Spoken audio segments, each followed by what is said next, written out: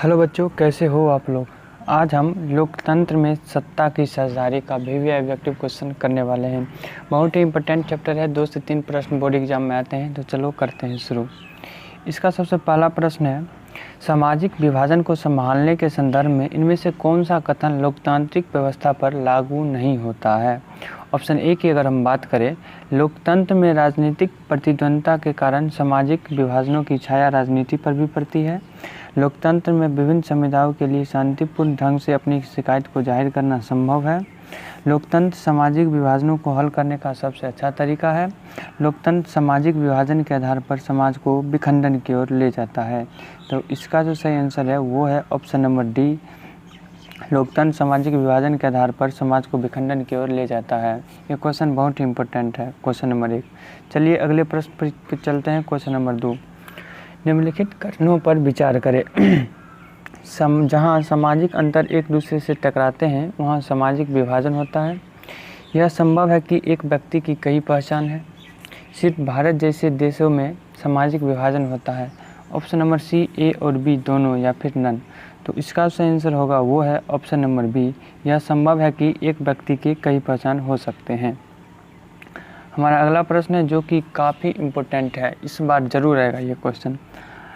निम्नलिखित व्यक्तियों में कौन लोकतंत्र में रंग भेद के विरोधी नहीं थे। Martin Luther, Mahatma Gandhi, Olympic धावक Tommie Smith and John Carlos. Option number D, Jade Goody. तो इसका सही आंसर है वो है option number D, Jade Goody. हमारा अगला प्रश्न है क्वेश्चन नंबर 4। निम्नलिखित कथनों को मिलान करें। पाकिस्तान, हिंदुस्तान, इंग्लैंड। इधर धर्मनिरपेक्ष, इस्लाम या प्रोटेस्टेंट।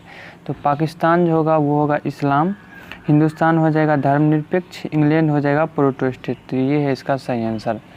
अगले प्रश्न की ओर चलते हैं, क्वेश्चन नंबर 5। जब हम लैंगिक विभाजन की बात करते हैं तो हमारा अभिप्राय क्या होता है। स्त्री और पुरुष के बीच जैविक अंतर, समाज द्वारा स्त्रियों और पुरुषों को दी गई असमान भूमिका, बालक और बालिकाओं की संख्या का अनुपात, लोकतांत्रिक व्यवस्था में महिलाओं को मतदान करने का अधिकार न मिलना। तो इसका सही आंसर है वो है ऑप्शन नंबर बी, समाज द्वारा स्त्रियों और पुरुषों को दी गई असमान भूमिका। अगले प्रश्न की ओर चलते हैं, क्वेश्चन नंबर 6।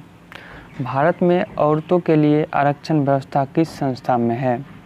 लोकसभा, विधानसभा, मंत्रिमंडल या पंचायती राज व्यवस्था। तो इसका सही आंसर है वो है ऑप्शन नंबर डी, पंचायती राज व्यवस्था। जितने भी क्वेश्चन करा रहे हैं सभी के सभी इम्पोर्टेंट है। बोर्ड एग्जाम में बार बार यही क्वेश्चन रिपीट करते रहता है, आप इसे नोट करके याद कर लो। हमारा अगला प्रश्न है क्वेश्चन नंबर 7। सांप्रदायिक राजनीति के अर्थ से संबंधित निम्नलिखित कथनों पर गौर करें। सांप्रदायिक राजनीति किस आधार पर आधारित है। यह एक दूसरे से श्रेष्ठ है, एक धर्म दूसरे धर्म से श्रेष्ठ है, विभिन्न धर्मों के लोग समान नागरिकों के रूप में खुशी खुशी साथ रहते हैं। अगला ऑप्शन है एक धर्म के अनुयायी एक समुदाय बनाते हैं। और अगला ऑप्शन है ऑप्शन नंबर डी, एक धार्मिक समूह का प्रभाव बाकी सभी धर्मों पर कायम रखने में शासन की शक्ति का प्रयोग नहीं किया जा सकता। तो इसका सही आंसर होगा वो है ए, यह धर्म एक दूसरे से श्रेष्ठ है।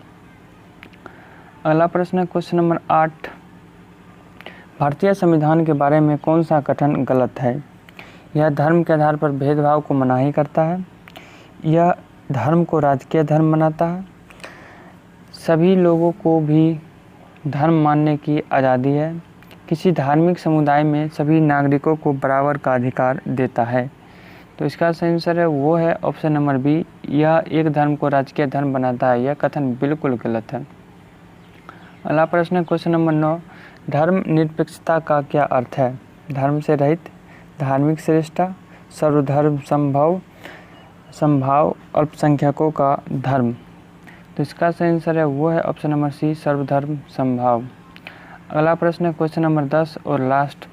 भारतीय संविधान के बारे में इनमें से कौन सा कथन सही है। यह धर्म के आधार पर भेदभाव को मनाही करता है, यह एक धर्म को राजकीय धर्म बनाता है, लोगों को कोई भी धर्म मानने की आज़ादी नहीं होता है, महिलाओं को मतदान के अधिकार का अभाव। तो इसका सही आंसर है वो है ऑप्शन नंबर ए, यह धर्म के आधार पर भेदभाव को मनाही करता है।